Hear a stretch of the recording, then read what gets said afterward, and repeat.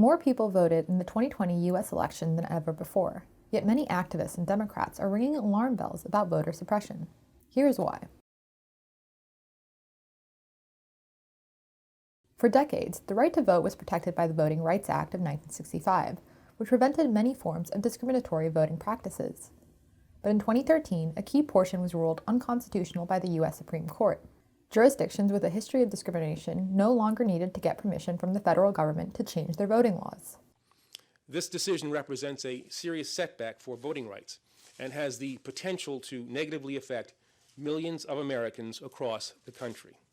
The decision left it to Congress to update the law, but in the years since the Shelby County v. Holder decision, it is not. A fight over voting rights has pitted Democrats and Republicans against each other. Claiming vote fraud, Republicans have passed or changed laws to restrict vote by mail, mandate new voter identity requirements, and change polling hours.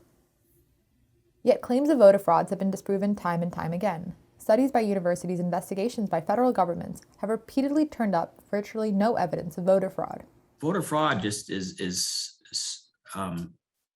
virtually non-existent.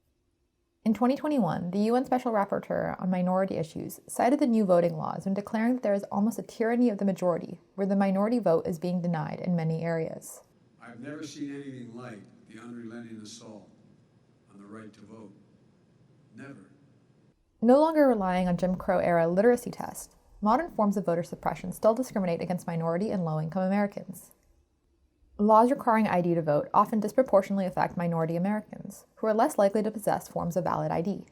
Limiting or removing early voting or mail-in absentee ballots restricts the access that the elderly and disabled citizens have to the polls.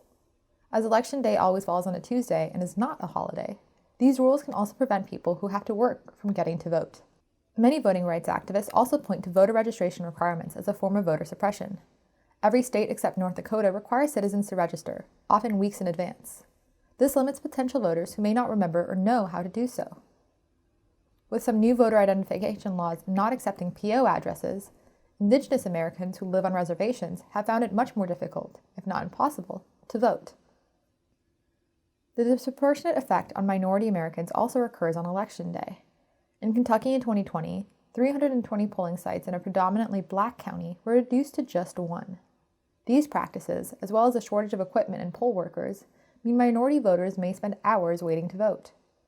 A 2016 election study found that voters in black neighborhoods waited 29% longer on average than voters in white neighborhoods. With Republicans on all levels focused on changing voting laws, Democrats and voting rights activists are fighting to pass federal-level protection, such as the John Lewis Voting Rights Act, before the 2022 midterm elections. Starting in January, when legislatures come back into session in 2022, we are going to see a maelstrom of voter suppression laws. The only way to mitigate that maelstrom is to pass federal legislation.